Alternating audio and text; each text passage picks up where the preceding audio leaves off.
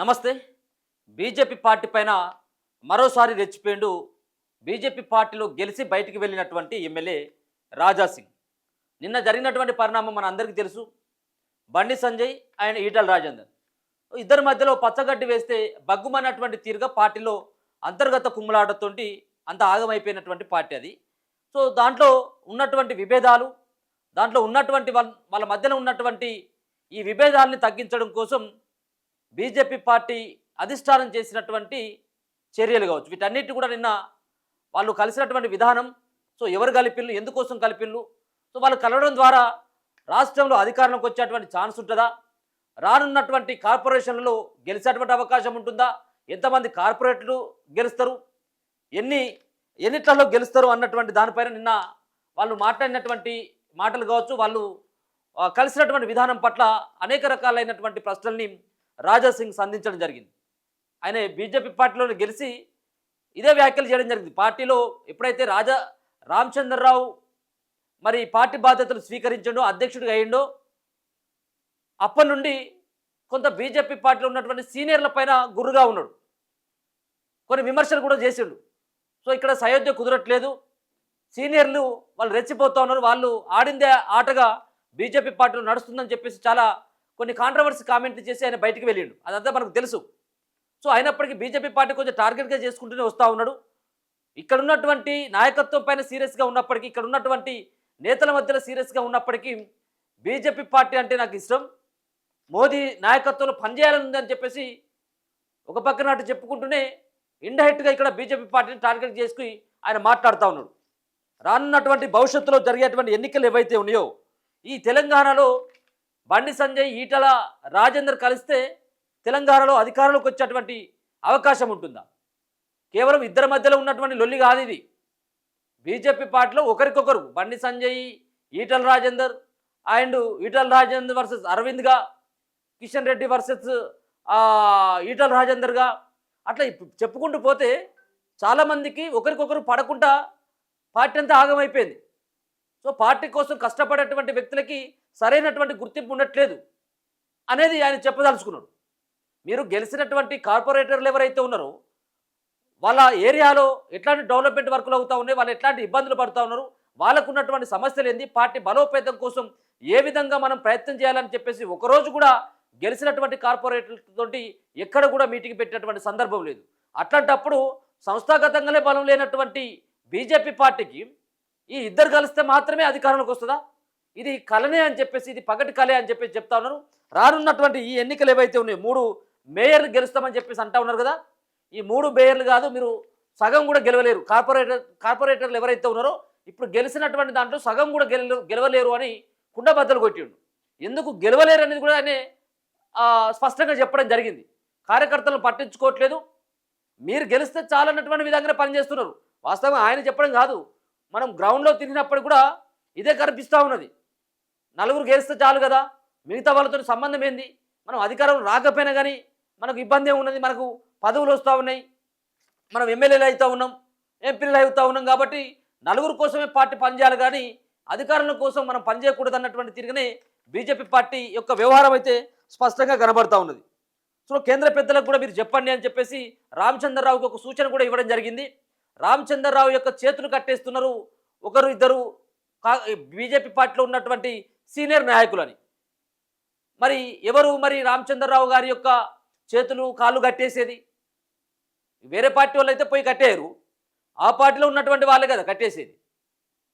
గతంలో మరి అధ్యక్ష బాధ్యతల నుంచి బయటికి వెళ్ళినటువంటి వ్యక్తే రామచంద్రరావుని కట్టడి చేస్తున్నాడు.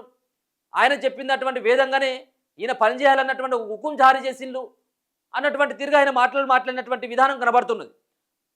గతంలో చేసినటువంటి అధ్యక్షులే, గతంలో 2-3 సార్లు చేసినటువంటి అధ్యక్షులు కూడా ఉన్నారు కదా, ఇదంతా వాళ్ళే ఆయనను కట్టడి చేస్తున్నారని. కానీ ఇప్పటికైనా కానీ రానున్నటువంటి భవిష్యత్తు ఎన్నికల్లో ఇప్పటికిప్పుడు ఎన్నికలు జరిగినా బీజేపీ పార్టీ సగం కంటే తక్కువనే వస్తాయి. కాబట్టి ఈ బదనాన్ని నీ మీద నెట్టేటువంటి ప్రయత్నం చేస్తున్నారు రామచంద్రరావు గారు.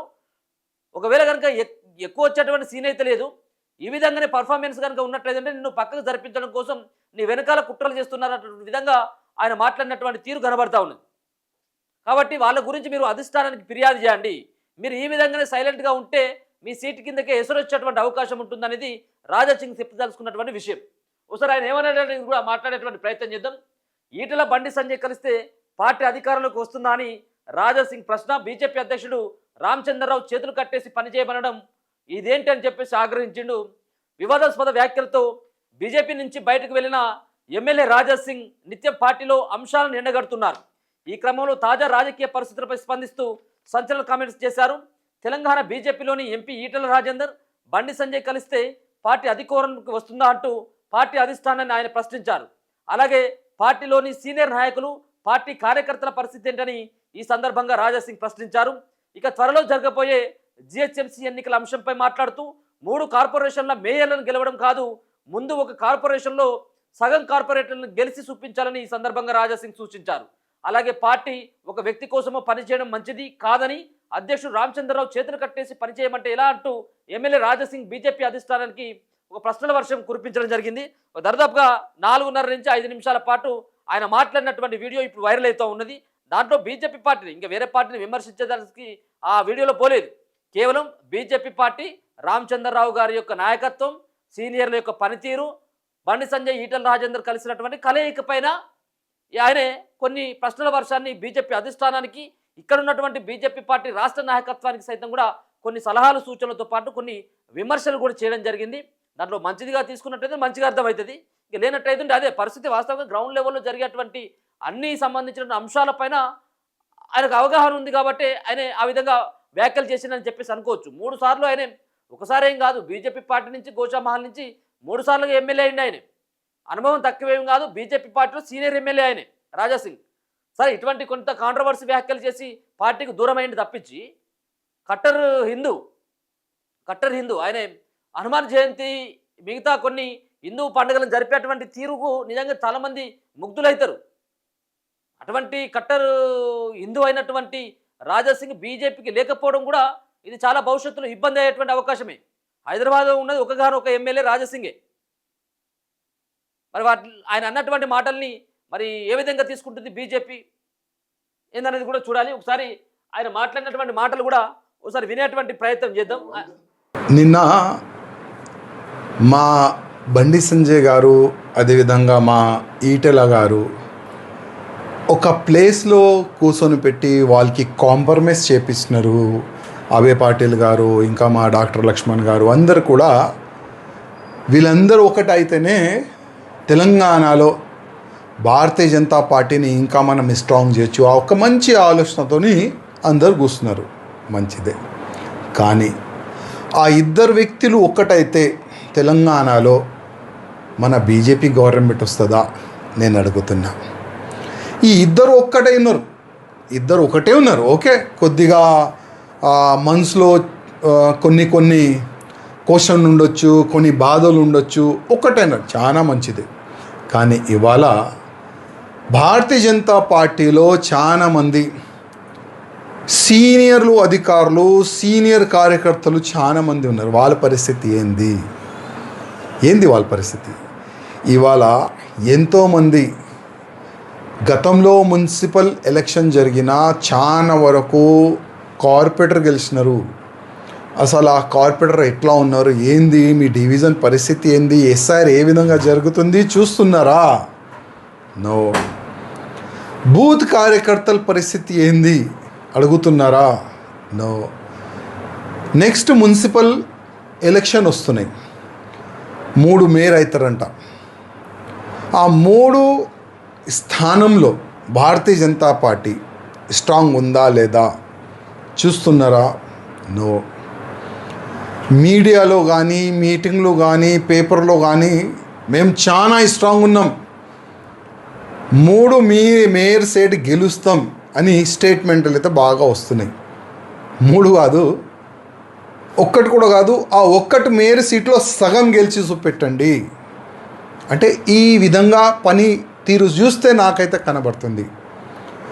రామచంద్రరావు గారు భారతీయ జనతా పార్టీకి అధ్యక్ష అయి కూడా దాదాపు సంవత్సరం అవుతుంది. కానీ రామచంద్రరావు గారికి కొంతమంది ఆ అధ్యక్ష పదవిలో రావద్దు, కాంపిటీషన్లో మా రామచంద్రరావు గారికి కూర్చొని పెట్టినారు. ఆయన ఎంత బాధలు ఉన్నారో అది మాకు తెలుసు. ఎందుకంటే చేతులు కట్టి ప్రెసిడెంట్ను పని చేయంటే ఏ ప్రెసిడెంట్ కూడా పని చేయలేడు.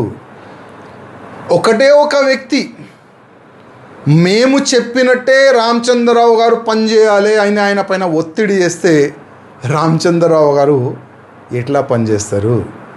రామచంద్రరావు గారు వచ్చే మున్సిపల్ కార్పొరేషన్ ఎలక్షన్, ఆ కార్పొరేషన్ ఎన్నికల్లో చాలా వరకు సీట్లు గెలిస్తే మీకు పేరు వస్తుంది.